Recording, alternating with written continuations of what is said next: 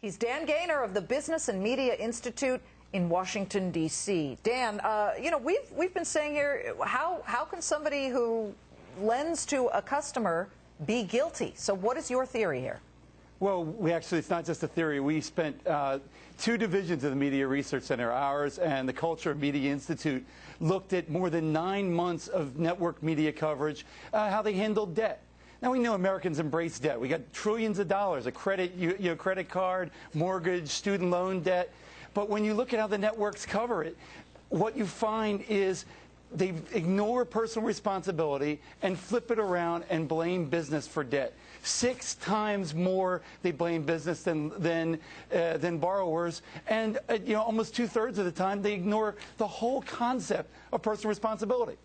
But Dan, you hear Congressman Schumer and all of the other congressmen that are about to put their pen to paper and create laws that will focus only on one side of the equation. Well, and that's precisely the problem with this kind of media coverage. It lays the foundation for creating, more regulation, more government control. If people only see the network news shows, they'd think that businesses were really luring people down, down the path to destruction. They were, toxic loans. These are some of the terms they use for the industry, and they forget that people are responsible. No one's holding a gun to your head saying, hey, go buy that dress or take out that mortgage. Absolutely. Listen, I believe that anybody who signed up for one of these arms should have absolutely read the fine print, but are you denying that there weren't any predatory lenders out there? Some real jerks and losers who were sucking people whom they could just see as sitting ducks to sign on the dotted line?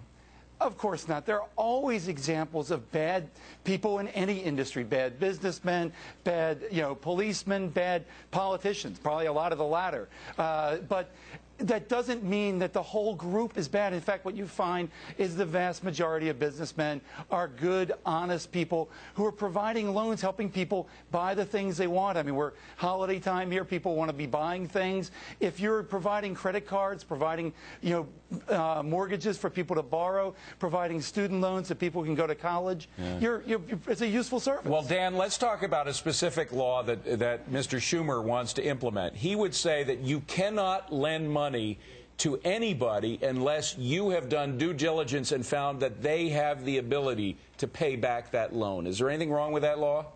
Yeah, there's a lot of things wrong with that law. Mr. Schumer wants a nanny state where government makes all the decisions for us, where you have regulators deciding who can borrow and buy a house. For all that we do have a subprime problem. We all know that. Everybody's seen it coming for a long time. But we still have a lot of people who, under Mr. Schumer's rules or Andrew Cuomo's rules, would not be able to buy a house. And these are people, many of whom who have bought a house, who have gotten equity.